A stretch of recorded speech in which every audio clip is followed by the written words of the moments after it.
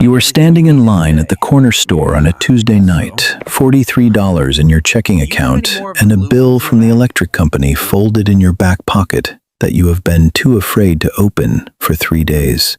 The fluorescent light above the refrigerated section flickers the way it always does, the way it has for the 2 years you have been coming to this store. And the man behind the counter is watching a football game on a small television mounted above the cigarette display. You pick up a bottle of water and then put it back. You pick up a pack of gum and decide against it. You are calculating the way you always calculate now. Every small purchase held up against the architecture of scarcity that has become your daily life. Then, almost as an afterthought, almost as a joke you are telling yourself, you ask the man for a single lottery ticket for Wednesday's Mega Millions drawing. He tears it off the machine without looking away from the game. You pay $2. You fold the ticket into your pocket without looking at the numbers. You forget about it entirely for 36 hours. You find it on Thursday morning while doing laundry, that small strip of paper tumbling out of your jeans pocket onto the floor of the laundromat. You almost throw it away. Instead, you pull out your phone, type in the lottery website, and begin matching numbers with the distracted patience of someone who has done this dozens of times and won nothing. And then you stop. You look again. You hold the ticket up to the light as though the light will change something. Your heart does not race at first.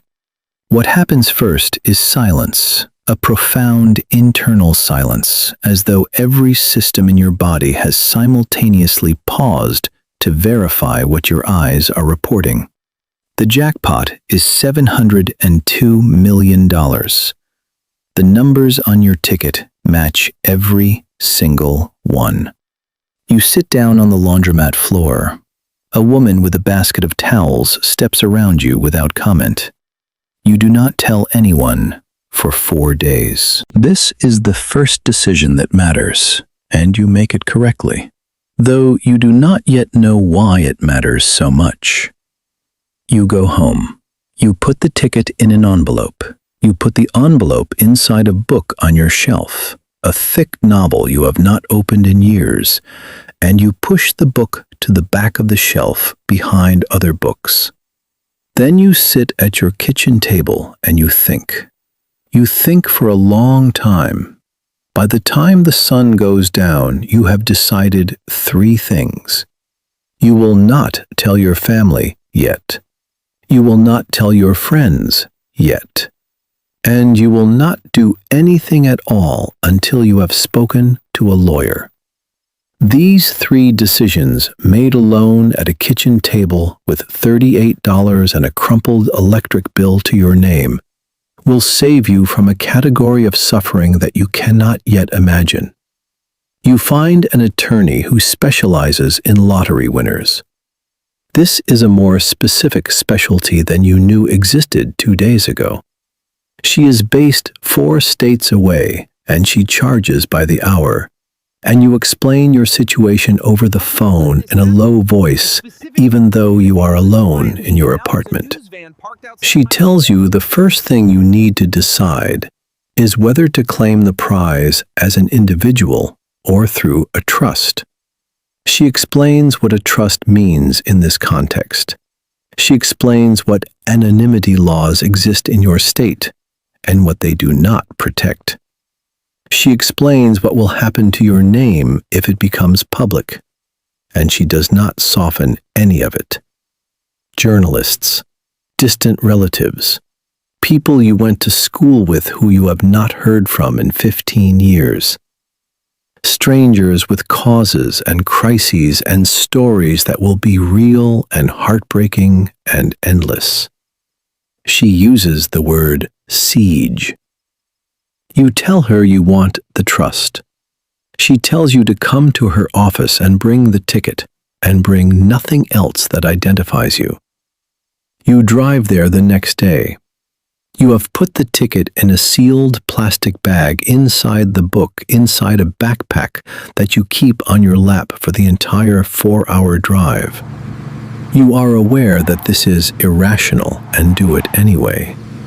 In her office, which is ordinary and calm and full of the kind of plants that require very little attention, she walks you through every layer of what is about to happen. You will take the lump sum rather than the annuity, because the annuity pays out over 30 years and requires the lottery to remain solvent, and requires you to remain solvent, and introduces variables that the lump sum eliminates. The lump sum is approximately $420 million before federal taxes. After taxes, it is closer to $290 million. She writes this number on a notepad and slides it across the desk, and you look at it and then look at her, and she does not blink. She has done this before. You have not done this before and will not do it again. And you feel something loosen in your chest that you did not know had been clenched. You claim the prize through the trust. Your name does not appear in the press release. The Lottery Commission lists the winner as a trust with a name you chose in your attorney's office. Something bland and institutional sounding that means nothing and points nowhere. For 2 weeks after the claim is filed, you live your ordinary life. You go to work. You pay the electric bill, finally, now that you are not afraid of what it says. You eat the same food. You speak to your family on the phone and say nothing.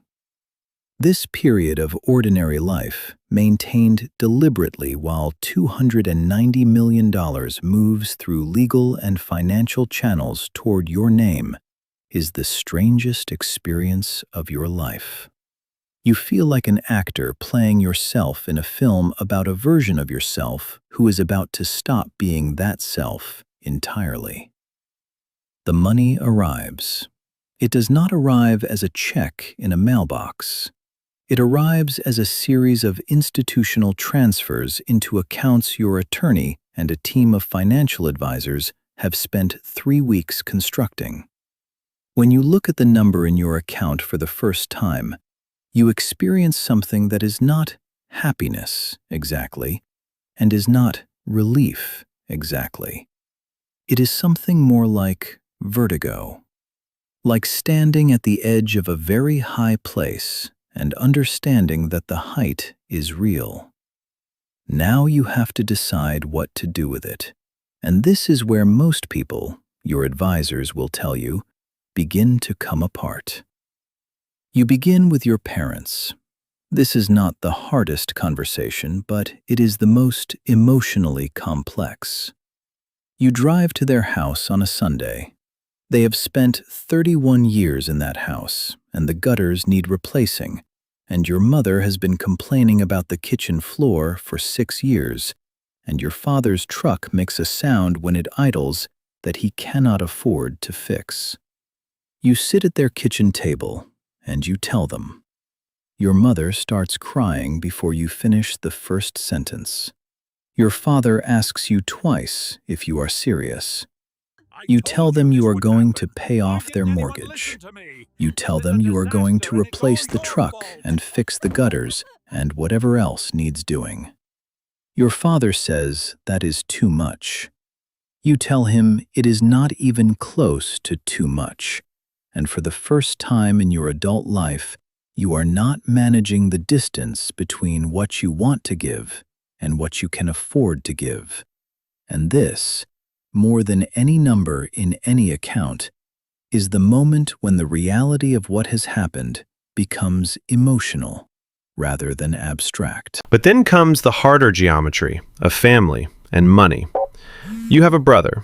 Your brother is not irresponsible, exactly, but he has made a long series of decisions that have consequences, and some of those consequences are financial. He calls you 2 weeks after you tell your parents, and though you have asked your parents to say nothing, your mother has told your aunt, and your aunt has told your brother, which you expected, and which is why you already have a plan. You do not give your brother a lump sum. You set up a structured arrangement with your attorney that provides him a monthly amount sufficient to improve his life without giving him the means to destroy it. He is angry about this for a month. Then he is not angry. This is one of the first times you understand that having money does not mean giving people what they ask for. It means making decisions about what people need, and sometimes those decisions look like refusal and feel like love. Friends are different, and in some ways, harder. The people who knew you before carry a specific weight in your life now, and some of them will shift without warning in ways you could not have predicted. Some will become slightly formal, as though they are suddenly aware that the informal ease between you was partly structural, built on a shared smallness that no longer exists. One friend, someone you have known since college, will ask you for $50,000 to fund a business idea 8 weeks after you tell him. The idea is not terrible, but the ask is too fast, and the speed of it tells you something about what has changed between you that you did not expect to grieve, but do. You give him $20,000.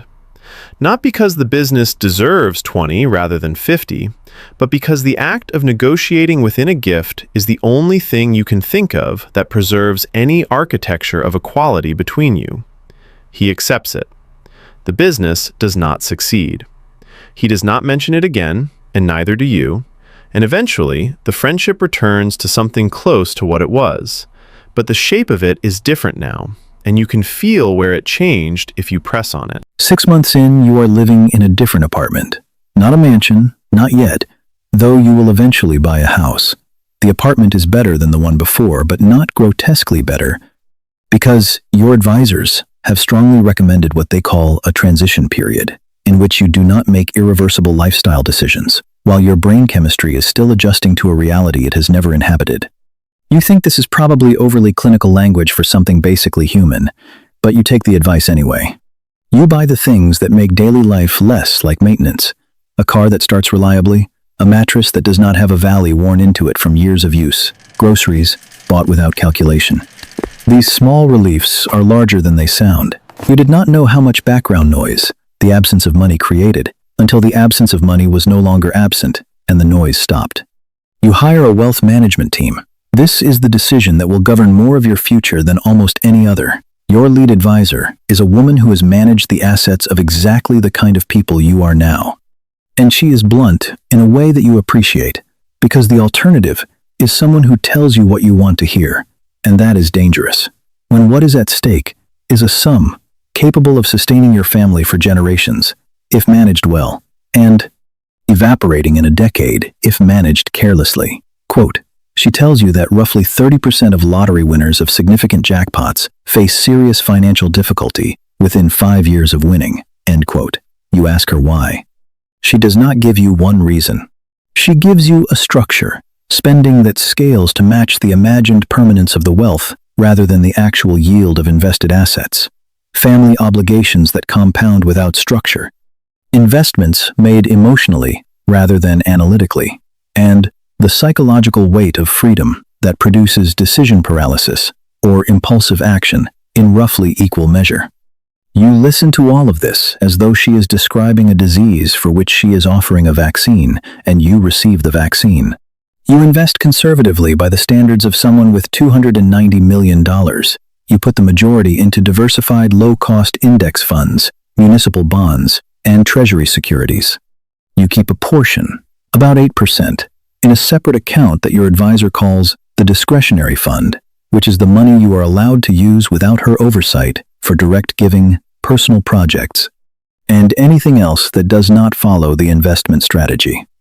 8% of $290 million is $23 million. The first time you write this out, you have to read it several times.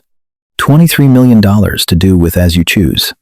The conservative structure of the rest means that the investments, at a modest return, will generate between $8 and $12 million per year indefinitely. This is the number that changes how you think about money at the deepest level. You are not spending a fixed amount. You are living on interest that replenishes itself. This is not the way you have thought about money for your entire life, and recalibrating the mental model takes longer than you expect. You begin giving. This is the part that no one warns you will be complicated. You thought it would be the easiest part. You were wrong. In the first year, you give away $4 million, and you do it badly, partly out of urgency and partly out of emotion, and partly because you do not yet have a framework for what you are trying to accomplish. You write checks to organizations because their websites moved you, and then later, when you try to assess what your giving has done, you cannot find the thread between the money and any outcome you can identify. Your advisor connects you to a philanthropic consultant, a man who has spent his career helping people like you transform large amounts of money into traceable impact, and he restructures your giving from the beginning.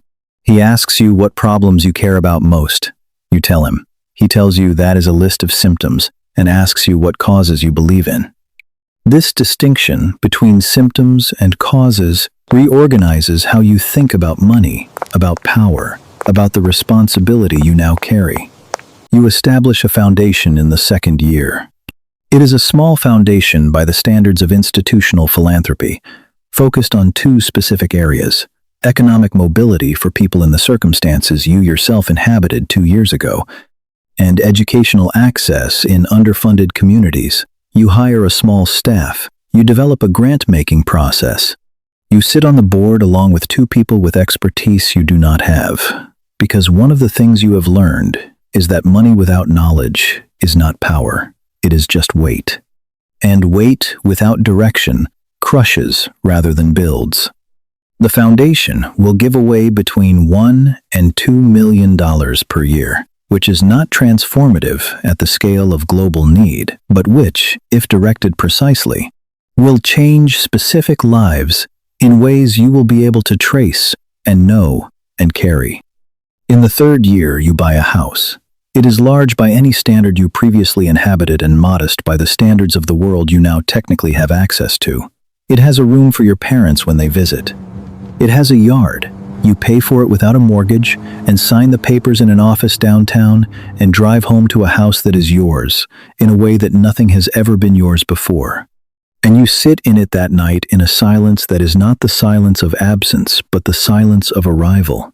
You have been moving towards something your whole life without knowing what it was, and here you are inside it, and it does not feel the way you imagined because you did not imagine the weight of it, the responsibility of it, the way having everything you needed means that what you feel most, some nights, is not satisfaction, but exposure.